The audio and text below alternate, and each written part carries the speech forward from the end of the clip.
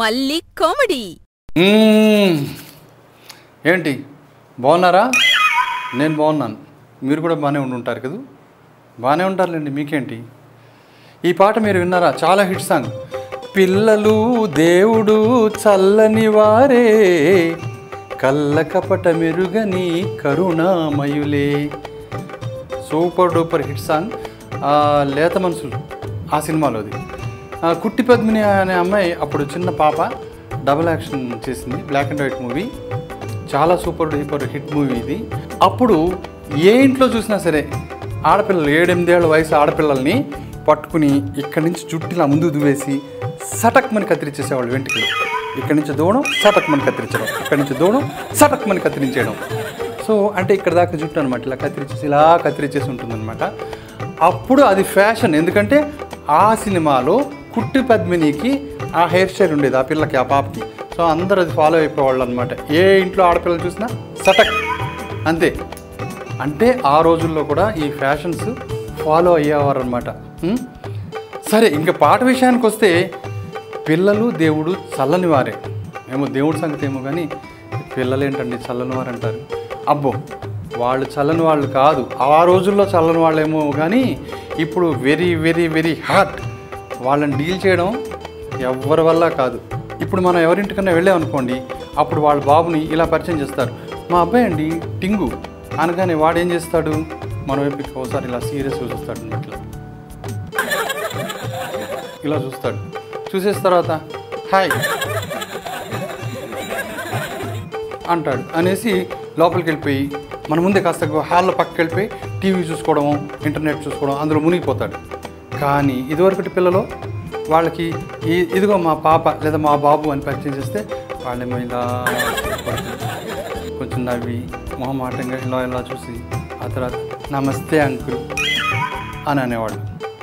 ఆ తర్వాత మనం ఏమైనా పలకరిస్తే ముద్దుగా సమాధానం చెప్పేవాడు, చాలా ముద్దు వచ్చేవాడు. కానీ ఇప్పటి పిల్లలు నాయనో. నేను ఆ మధ్య మాకు తెలిసిన వాళ్ళ ఇంటికి వెళ్ళాను. నేను చాలా రోజుల తర్వాత మేము కాసేపు ఆ మాట ఈ మాట మాట్లాడుకుంటూ ఉండగా బయట నుంచి వాళ్ళ అబ్బాయి వచ్చాడు. అప్పుడే ఆడుకుని బయట నుంచి వచ్చినట్టున్నాడు. రాగానే వాళ్ళు పరిచయం చేశారు, ఇదిగో మా అబ్బాయి అండి అని. అప్పుడు మరి నేను చచ్చినట్టు మా అబ్బాయిని పరిచయం చేసిన తర్వాత నేను చచ్చినట్టు వాడిని ముద్దు చేయాలి కదా. వాడు ముద్దు వచ్చినా రాకపోయినా, వాడు చీవుని ముక్కుతో ఉన్నా ఇంకా కంపల్సరీగా మనం ముద్దు చేయాలి, లేకపోతే బాగుండదు. అప్పుడేమో చిచ్చి చిన్ని బుజ్జి ఏంటమ్మా నీ పేరేంటి చెప్పు అని అన్నా అనమాట. అప్పుడు వాడు నా వంక ఒకసారి క్రూరంగా ఇలా చూశాడు, పైనుంచి కిందకి ఇలా.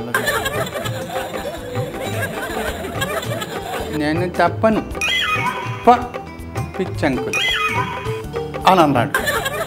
అంటే అప్పుడు వాడు తల్లేమో కంగారుగా ఒరే తప్పురా నాయన అలా అనకూడదు, అంకుల్ నీ పేరు చెప్పుమా చెప్పు అంటే నేను చెప్పను అని అన్నాడు. అప్పుడు మళ్ళీ ఆయన తండ్రి ఒరే చెప్పమ్మా కన్నా అంటే నాకు కంగారు వేసింది. వాడిని కనుక మళ్ళీ ఇంకొంచెం ఫోర్స్ చేస్తే ఇందాక పిచ్చంకులు అన్నాడు, ఇప్పుడు దరిద్ర గుట్టు అంకులు ఇంకేదో వెరినా కొడుకో ఏమన్నా తిట్టొచ్చు. అలా తిడతారు కొంతమంది పిల్లలు, వాళ్ళకి పాపం వీళ్ళు సర్ది చెప్పరు అనమాట.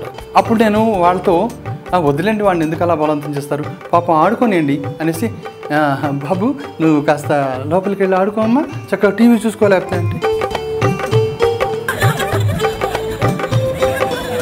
నేను వెళ్ళను నీకే వెళ్ళాలి. అప్పుడు ఆ తల్లిదండ్రులు ఇద్దరు గట్టిగా పకాల్మని నవ్వేశారు. వాడు ఏదో పెద్ద జోక్ వేసినట్టు. మామూలుగా అయితే వాడికి చెప్పాలి ఒరే తప్పురా అలా అని. ఇప్పుడు అలా కాదనమాట, వాడు ఏదో పెద్ద జోక్ వేసినట్టు గట్టిగా నవ్వేసి పైగా ఇలా అనమాట అండం. మా వాడు చాలా యాక్టివ్, మల్లిక్ గారు ఎంత యాక్టివ్గా చూశారు కదా, వాడు చాలా ఇంటెలిజెంట్ కూడాను. ఒరే మొన్న మీ క్లాస్లో అంకుల్ చెప్పారు కదా, అంకుల్కి చెప్పమ్మా, అంకుల్ అన్నీ చెప్పు అంటే వాడేమో కొంచెంసేపు మళ్ళీ ఇలా చూశాడు.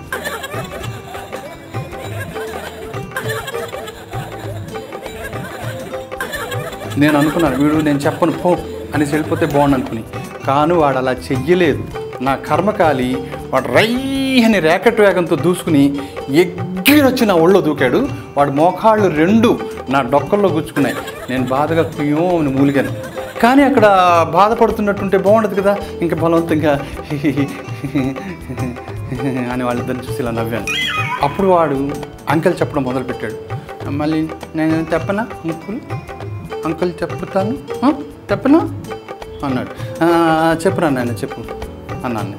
అంటే అప్పుడు 1 2 3 4 అని వాడు లెంపల మీద కొడుతూ చెప్పడం మొదలుపెట్టాడు అంకెల్. వాడికి అది అలవాటు ఏంటో తెలియదు, మరి తల్లిదండ్రులు అయితే భరిస్తాడు. 5 చెల్ 6 చెల్ 7 చెల్ చెల్ చెల్ చెల్ చెల్ చెల్ ఇంకా లెక్క పెడుతూనే ఉన్నాడు. అలా లెక్క పెడుతున్నాడు, కొడుతున్నాడు. 20 30 40 చెల్ చెల్ చెల్ చివరికి 100.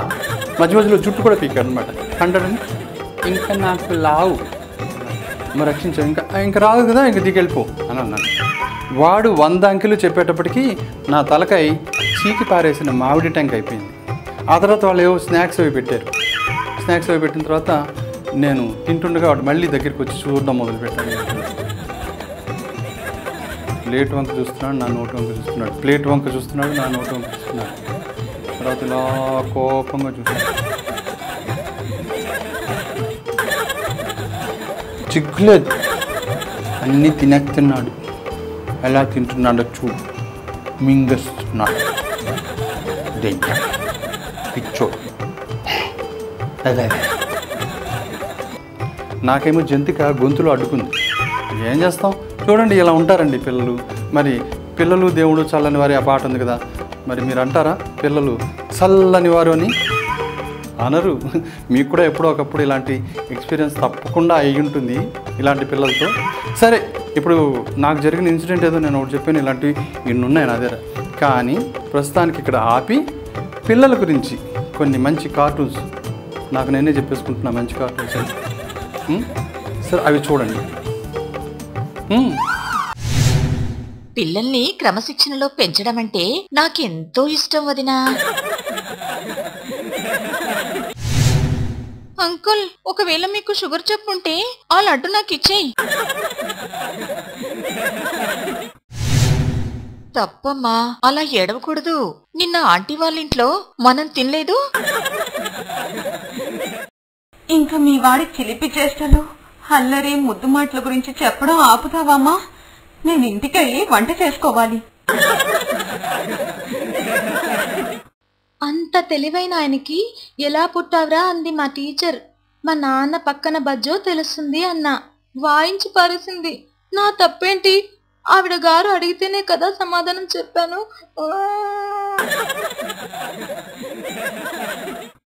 ఏంటో పిల్లలకి మీరంటే బొత్తిగా భయం భక్తి లేకుండా పోతుందండి. అమ్మ వాంతులు చేసుకుంటుంది. కొంపదీసి నాకు పోటీగా తమ్ముడు గాని తగలడతాడా? నువ్వు కాస్త కదలకుండా కూర్చో నాన్నా. స్కూల్లో కోతిబొమ్మ వేసుకుని రమ్మన్నారు.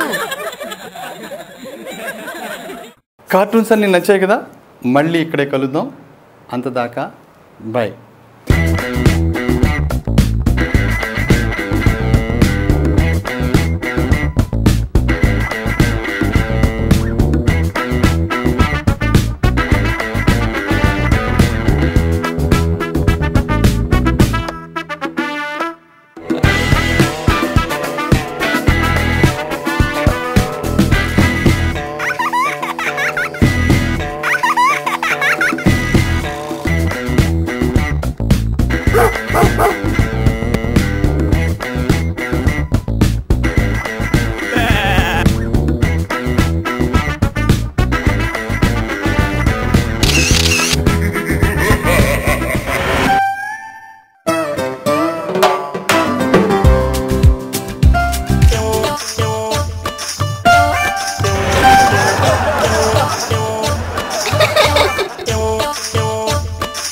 మళ్ళీ కామెడీ.